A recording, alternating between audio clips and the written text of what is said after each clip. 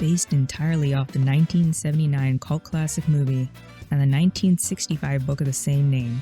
The game was released 26 years after the movie came out. The Warriors follows the titularly named Coney Island street gang 90 days prior to the big meetup led by Cyrus of the Gramercy Riffs.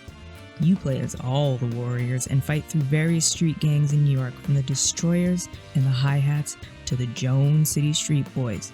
You also fight smaller gangs and the corrupt cops of the NYPD on your quest to gain enough clout to be invited to the big meetup. On the night of the meetup, which is played out in the last chapter of the game, unlike the movie where it starts right away, Cyrus is shot by Luther, the rogue's leader, and in the ensuing chaos, cops show up, gang members run in every direction, and Luther, taking the opportunity, frames the Warriors.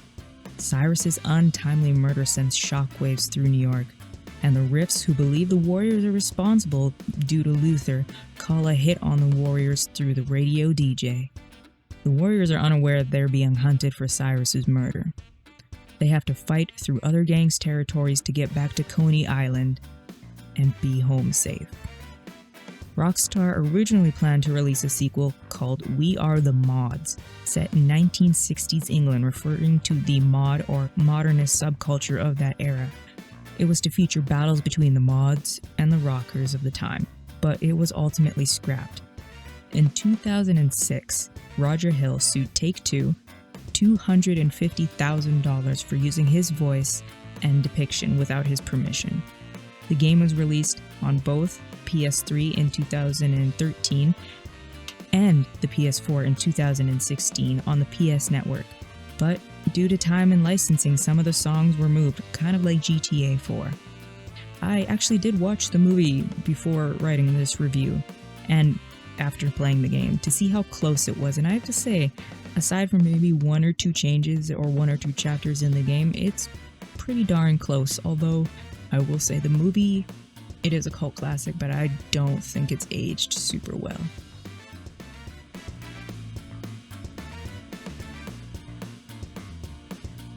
So graphics-wise, and I know this isn't me that just has this issue, I've seen it in other videos of the Warriors gameplay, with the gamma boosted almost to the point of being washed out and having it boosted on my screen as well, the game is still like very dark, and not dark in the night areas, but just like dark overall.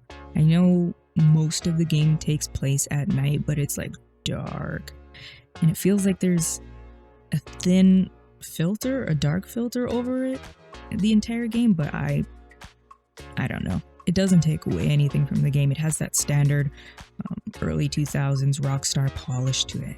The characters all look close, if not spot on, to their movie counterparts. Each area has a different look and feel to it, signifying which gang rules there, like the AC Turnbull area is more junkyard, and the Hi-Hat area is skyscrapers and modernist touches. This game is a game that wouldn't need much work to have a modern release. Not a remaster per se, but just a new modern release with new songs, obviously, because license have run out. A remaster would be awesome, but I doubt that would happen, especially with a lot of the actors not being alive anymore, or they just don't have the rights to do it.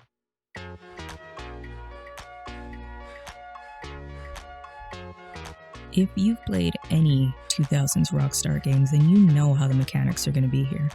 Minus the gun, the combat feels just like San Andreas or Vice City, but it feels more like Bully, or really invokes Sleeping Dogs into me with the hand-to-hand combat and the pickup weapon combat focus.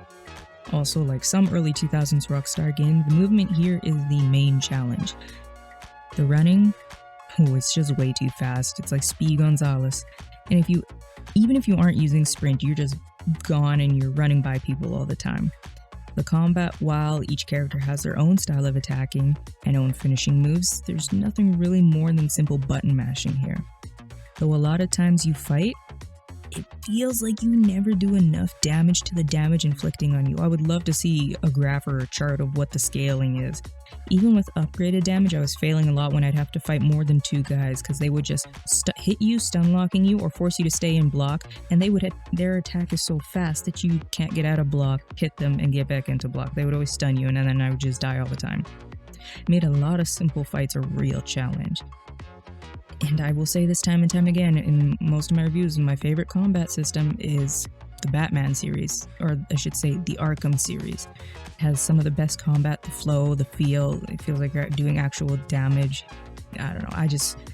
I know a lot of games at this time didn't have that technology or didn't have the stuff to do it, the gumption, whatever, but it just feels like if there was ever to be a remaster or a remake of these, some of these games would need it.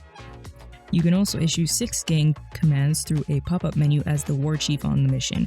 Every war chief is different. You get to play as every single character on the roster, which is actually pretty nice because each of them have their own style. There are a few gameplay change-ups as from chases where you have to run from various people, you have to run from a bus, a car. You also do fetch missions to unlock goodies, lockpicking minigames, spray paint, tagging minigames, stealing radios, destroying property, and a few sneaking sections mixed in every so often. The gameplay side, the variation, I love. There's a lot of good stuff there. Aside from the spray painting mission, which has to be one of the worst things ever. I hate spray painting or like tracing a shape on a controller. I feel like I can do it faster and more accurate with a mouse. Maybe that's just me. And there's a mission where you have to spray paint at least 10 different train cars and walls, and it just takes forever because you also have to avoid another gang and the police officers.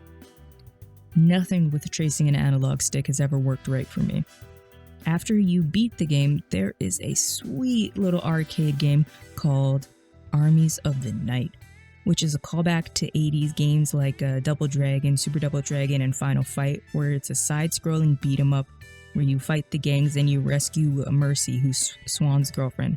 It's actually a direct callback to Double Dragon, because, well, that's what the developers said.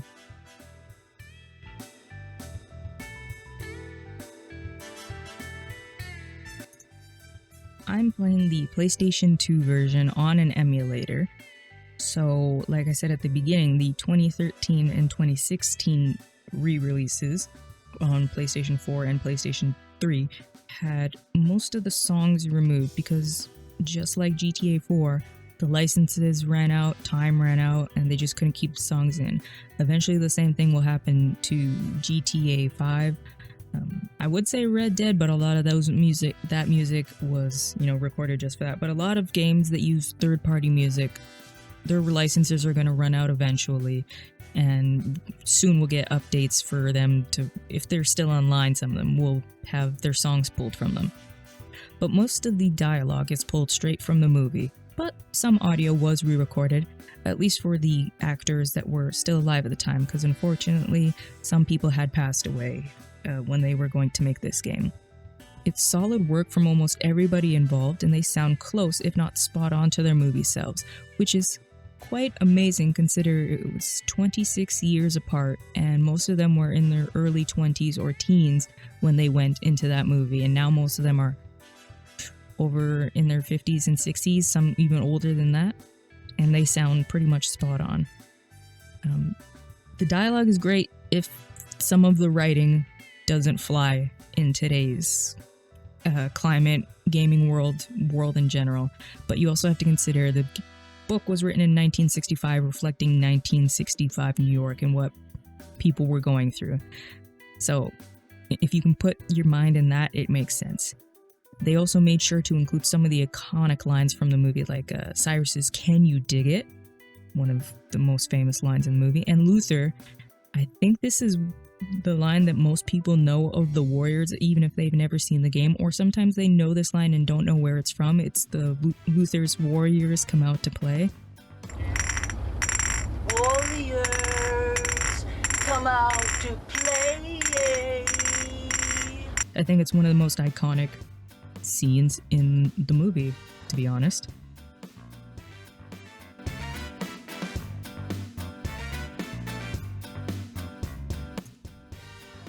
So it's obvious that this game was a love affair for somebody, or maybe the whole team. Being at the time of releasing, the movie was already over 25 years old. It's a loving recreation in addition to a cult classic movie. It shows in the reception of the game getting high scores almost unanimously, not just for being a Rockstar game that had its early 2000s polish Rockstar has always been riding high, but the early 2000s felt like a different era. It was just amazing, and they put out a lot more games back then as well. Not saying anything. This is one of those great movie film tie-in. What's not even a tie-in, because tie-in means come at the same time, but this is one of those great movie film games, and it shows that there's care and love, and it can come out amazing. You guys have, if you've watched any of my other videos, you know I have played a lot of movie tie-in games, and this is probably one of the better ones. One I recently played, Thor for the DS, was also pretty dang good, but there's a lot of them out there that also suck, and it's kind of a shame. There's so much to do with, like, Batman Begins. There's so much available with those properties, but they just don't use them, or use them properly. And this game, The Warriors, was developed near and around the same time as San Andreas, Red Dead Revolver, which a lot of people forget, which was the start of Red Dead Redemption, and Manhunt, which is a game I would love to play, and I will play eventually. I just don't know if I'll make a video about it. It really shows that Rockstar had and continues to have a signature style. A lot of the earlier games are easily recognizable, and with the level of detail, polish, care, and attention to detail in them, I would say that if you can get your hands on this, play it. I hope for one day soon, Rockstar, if you're listening, please release it on PC. I would love to get this in my hands on a modern console, playing it on PC, kind of like I'm waiting for Red Dead.